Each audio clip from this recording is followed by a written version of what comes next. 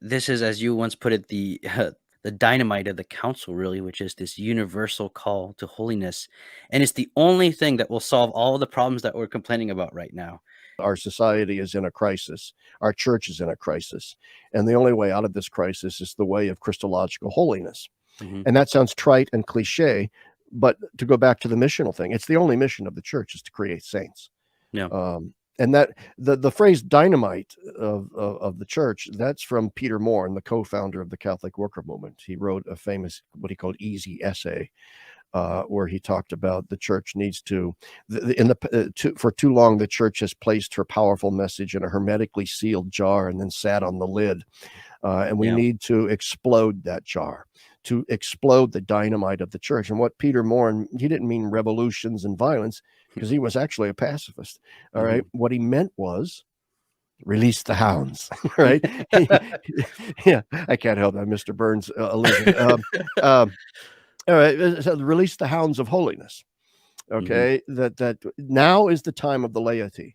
Gone is the time of clericalized holiness, where holiness is considered to be the special preserve of what Bishop Barron calls the spiritual athletes in the church. The Hmm. celibates, the monks, the priests, the nuns, they're the Yeah. holy ones. We lay people, we just get to chug along as best we can. No, no, no. What the council called for and understood was the days of the clergy being the heavy lifters of holiness are over, Yeah. especially since they tended to fail miserably at that. In order to transform our world, which is now actually, remember too, the world itself has now become, to engage in a sociological historical analysis, the world has become also less elitist, less aristocratic. The whole movement of modernity towards democratic political liberalism in the modern order, it wasn't beginning with America, the French, and so on. It's the destruction of aristocracy, the destruction of monarchy, the destruction of hierarchy.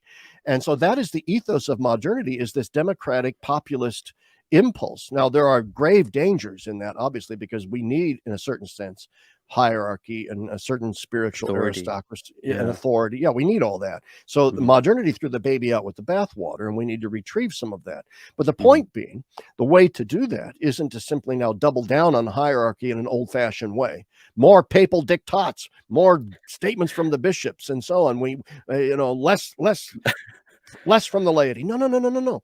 We need, in a sense, to take that modern democratic impulse, that populist impulse, and we need to transform it from within by, in a sense, revolutionizing the laity in the church to now be the engine of holiness and the engine of change in the modern world, by leavening that world with the Christian message.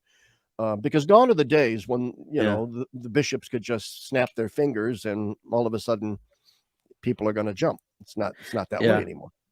No, I mean, this is what God does over and over in the Old Testament, is that man sets up these, for lack of a better term, structures of sin, or Yeah. ways of doing things, and God says, "Okay, I'm going to adopt that, but I'm going to overthrow it from within. I'm going to use it for my Yeah. purposes." Yeah. Yes.